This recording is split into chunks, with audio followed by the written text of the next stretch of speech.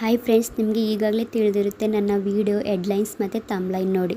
ಸಿಂಪಲ್ಲಾಗಿ ಇನ್ಶಾಟಲ್ಲಿ 3 layer editing ಹೇಗೆ ಮಾಡೋದು ಅಂತ ಹೇಳ್ಕೊಡ್ತೀನಿ ಬನ್ನಿ. ಇನ್ಶಾಟ್ ಆ್ಯಪ್ ಓಪನ್ ಮಾಡಿ ನ್ಯೂ ಪ್ರಾಜೆಕ್ಟ್ ಮೇಲೆ ಕ್ಲಿಕ್ ಮಾಡಿ. ನೆಕ್ಸ್ಟು ಬ್ಲ್ಯಾಕ್ ಬ್ಯಾಕ್ಗ್ರೌಂಡ್ ಇರುತ್ತೆ, ಅದು ಸೆಲೆಕ್ಟ್ ಮಾಡ್ಕೊಳ್ಳಿ. ನೆಕ್ಸ್ಟ್ ಆ ಬ್ಲ್ಯಾಕ್ ಬ್ಯಾಕ್ಗ್ರೌಂಡನ್ನು ಫುಲ್ ಸ್ಕ್ರೀನ್ ಮಾಡ್ಕೋಬೇಕು. ರೇಷಿಯೋ ಫುಲ್ ಸ್ಕ್ರೀನ್ ಇರಬೇಕು. ಸೊ ಲಾಸ್ಟಿಗೆ ಬನ್ನಿ, 1:2 ಇತ್ತಲ್ಲ ಅದನ್ನು ಕ್ಲಿಕ್ ಮಾಡ್ಕೊಳ್ಳಿ. ಒಂದು ಸ್ವಲ್ಪ ಜಾಸ್ತಿ ಇಟ್ಕೊಳ್ಳೋಣ. ಇದು ಜಸ್ಟ್ ಫೋಟೋ ಸೆಟ್ ಮಾಡಲಿಕ್ಕೆ ಅಷ್ಟೇ. ನೆಕ್ಸ್ಟ್ ವೀಡಿಯೋ ಮಾಡುವಾಗ 20 ಸೆಕೆಂಡಿಗೆ ಇಟ್ಕೊಳ್ಳೋಣ. ಫಿಲ್ಟರ್ಸ್ ಪಕ್ಕ PIP ಅಂತ ಇರುತ್ತೆ, ಅದನ್ನು ಕ್ಲಿಕ್ ಮಾಡಿ. ಮಿಡಲ್ಗೆ ಯಾವ ಫೋಟೋ ಬೇಕೋ ಆ ಫೋಟೋ ಸೆಲೆಕ್ಟ್ ಮಾಡ್ಕೊಳ್ಳಿ. ನೆಕ್ಸ್ಟ್ ಫೋಟೋ ಮಿಡಲಿಗೆ ಪರ್ಫೆಕ್ಟಾಗಿ ಕೂರೋ ಥರ ಒಂದು ರೇಂಜಿಗೆ ಕೂರಿಸ್ಕೊಳ್ಳಿ. ನೆಕ್ಸ್ಟ್ ಅಲ್ಲಿ ಮಾಸ್ಕ್ ಅಂತ ಇರುತ್ತೆ, ಅದನ್ನು ಕ್ಲಿಕ್ ಮಾಡಿ. ನೆಕ್ಸ್ಟ್ ಸೆಕೆಂಡ್ ಒನ್ ಕ್ಲಿಕ್ ಮಾಡಿ. ಕರೆಕ್ಟಾಗಿ ನಮಗೆ ಯಾವ ಶೇಪಿಗೆ ಬೇಕೋ ಆ ಶೇಪಿಗೆ ಅದನ್ನ ಕೂರಿಸ್ಕೊಂಡು ಅಲ್ಲಿ ವೈಟ್ ಕಲರ್ ಕಾಣ್ತಿದೆಯಲ್ಲ ಅದನ್ನು ಸ್ವಲ್ಪ ಕೆಳಗಡೆ ಡೌನ್ ಮಾಡಿ. ಈಗ ಅದು 2 ಕಡೆ ಶೇಡ್ ಆಗಿರೋ ಥರ ಇರುತ್ತೆ. ನೆಕ್ಸ್ಟ್ ಕರೆಕ್ಟಾಗಿ ಅದು ಮಿಡಲಿಗೆ ಅಡ್ಜಸ್ಟ್ ಆಗೋ ಥರ ಕೂರಿಸಿ. ನೆಕ್ಸ್ಟ್ ಬ್ಲ್ಯಾಕ್ ಬ್ಯಾಕ್ಗ್ರೌಂಡ್ ಎಷ್ಟು ಲೆಂತ್ ಇದೆ ಆ ಲೆಂತ್ಗೆ ಈಕ್ವಲ್ ಆಗೋ ಥರ ಈ ಫೋಟೋನ ಲಾಸ್ಟಿಗೆ ಎಂಡ್ ಮಾಡಿ. ನೆಕ್ಸ್ಟ್ ಇನ್ನೊಂದು ಫೋಟೋ ಸೆಲೆಕ್ಟ್ ಮಾಡ್ಕೊಳ್ಳಿ. ಅದು ಮೇಲ್ಗಡೆಗೆ ಬೇಕು. ಫುಲ್ ಸ್ಕ್ರೀನ್ ತಗೊಂಡು ಅದನ್ನು ಅಷ್ಟೇ ಮಾಸ್ಕ್ ಹೋಗಿ ಆಗಲೇ ಫಸ್ಟ್ ಒನ್ ಹೇಗೆ ಫೋಟೋ ಎಡಿಟ್ ಮಾಡಿದ್ವಿ ಸೇಮ್ ಇದು ಕೂಡ ಹಾಗೆ ಮರ್ಜ್ ಮಾಡಿಕೊಂಡು ಶೇಪ್ ತಗೊಂಡು ಆ ವೈಟ್ ಕಲರ್ ಕಾರನ್ನು ಸ್ವಲ್ಪ ಕೆಳಗಡೆ ಡೌನ್ ಮಾಡಿ ಅದು ಶೇಡ್ ಆಗೋ ಥರ ಮಾಡಿ ಅದನ್ನು ಮೇಲ್ಗಡೆಗೆ ಪರ್ಫೆಕ್ಟಾಗಿ ಮ್ಯಾಚ್ ಮಾಡಬೇಕು.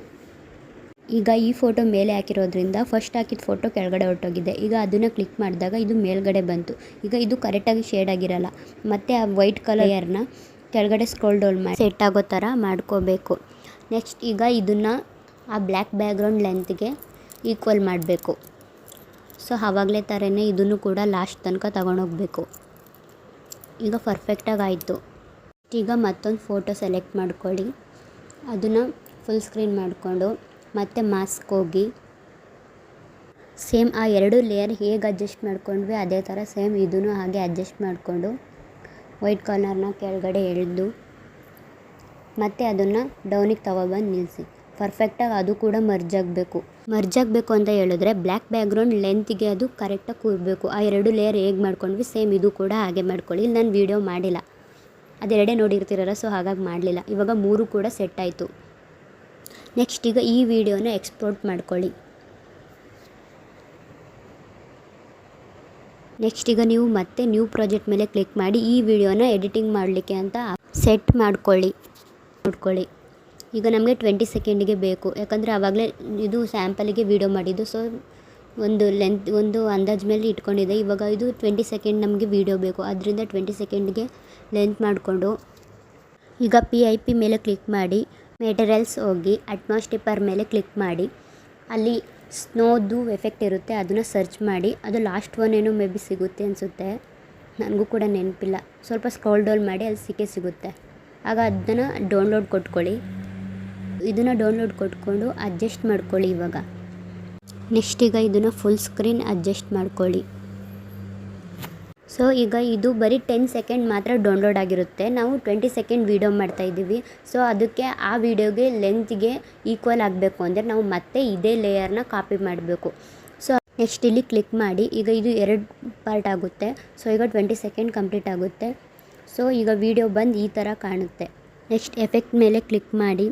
ಅಲ್ಲಿ ಸ್ಟಾರ್ ಪ್ಲಸ್ ಇರುತ್ತೆ, ಆ ಸಿಂಬಲ್ ಕ್ಲಿಕ್ ಮಾಡಿ. ಶೇಕ್ ಎಫೆಕ್ಟ್ಗೆ ಹೋಗಿ ಶೇಕ್ ಎಫೆಕ್ಟಲ್ಲಿ ಲಾಸ್ಟ್ ಒನ್ ಕ್ಲಿಕ್ ಮಾಡಿ. ಅದು ತುಂಬ ಲಾಂಗ್ ಇರುತ್ತೆ, ಸೊ ಅದನ್ನು ಸ್ವಲ್ಪ ಚಿಕ್ಕದಾಗಿ ತುಂಬ ಕಡಿಮೆ ಮಾಡ್ಕೊಳ್ಳಿ. ಆಗ ಅದು ಸ್ವಲ್ಪ ಚೆನ್ನಾಗಿ ಕಾಣುತ್ತೆ. ಈಗ ಈ ಎಫೆಕ್ಟನ್ನು ವಿಡಿಯೋ ಲೆಂತಿಗೆ ಈಕ್ವಲ್ ಮಾಡ್ಕೊಳ್ಳಿ. ನೆಕ್ಸ್ಟ್ ರೈಟ್ ಮಾರ್ಕ್ ಕ್ಲಿಕ್ ಮಾಡಿ ಬ್ಯಾಕ್ ಬನ್ನಿ. ನೆಕ್ಸ್ಟ್ ನಿಮ್ಗೇನಾದರೂ ಸ್ವಲ್ಪ ಅಡ್ಜಸ್ಟ್ ಮಾಡ್ಕೋಬೇಕು ಅಂತ ಹೇಳಿದ್ರೆ, ಇನ್ನೊಂದು ಚೆನ್ನಾಗಿ ಕಾಣಬೇಕು ಫೋಟೋ ಅಂತ ಹೇಳಿದ್ರೆ ಈ 2 ಆಪ್ಷನ್ನ ನಾನು ತೋರಿಸೋ ರೀತಿ ಅಷ್ಟೇ ಕೂರಿಸ್ಕೊಳ್ಳಿ. ನೆಕ್ಸ್ಟ್ ಇದೊಂದು ಕೂಡ ಇವಾಗ ಇದು ಪೂರ್ತಿ ಸೆಟ್ ಆಯಿತು. ಸೊ ಈಗ ಇದಕ್ಕೆ ಸಾಂಗ್ ಬೇಕಲ್ವ, ಸೊ ಮ್ಯೂಸಿಕ್ ಕ್ಲಿಕ್ ಮಾಡಿ ಮೈ ಮ್ಯೂಸಿಕ್ ಹೋಗಿ ನಿಮ್ಮ ಹತ್ರ ಇರೋದು ಯಾವ ಮ್ಯೂಸಿಕ್ ಆದರೂ ಓಕೆ, ಇಲ್ಲ ಆ ವಿಡಿಯೋಗೆ ಯಾವ ಸಾಂಗ್ ಬೇಕು ಅಂತ ನಿಮ್ಮ ಮೈಂಡಲ್ಲಿರುತ್ತೆ. ಸೊ ಆ ಸಾಂಗ್ ಸೆಲೆಕ್ಟ್ ಮಾಡ್ಕೊಳ್ಳಿ ನಿಮಗೆ ಬಿಟ್ಟಿದ್ದು. ಸೊ ಈಗ ವಿಡಿಯೋ ಫುಲ್ ಕಂಪ್ಲೀಟ್ ಆಯಿತು. ಈಗ ರೈಟ್ ಮಾರ್ಕ್ ಕ್ಲಿಕ್ ಮಾಡಿ ಬ್ಯಾಕ್ ಬನ್ನಿ. ಮತ್ತು ಎಕ್ಸ್ಪೋರ್ಟ್ ಅಂತ ಇರುತ್ತೆ, ಎಕ್ಸ್ಪೋರ್ಟ್ ಮಾಡ್ಕೊಳ್ಳಿ. ವಿಡಿಯೋ ಈಗ ನಿಮ್ಮ ಗ್ಯಾಲರಿಯಲ್ಲಿ ಸೇವ್ ಆಗಿರುತ್ತೆ.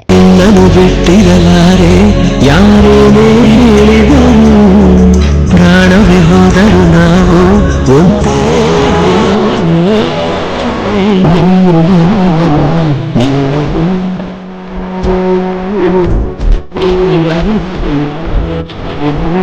ವಿಡಿಯೋ ಇಷ್ಟ ಆಗಿದ್ರೆ ಲೈಕ್ ಮಾಡಿ, ಯೂಸ್ಫುಲ್ ಅನಿಸಿದ್ರೆ ಶೇರ್ ಮಾಡಿ. Thanks for watching my video.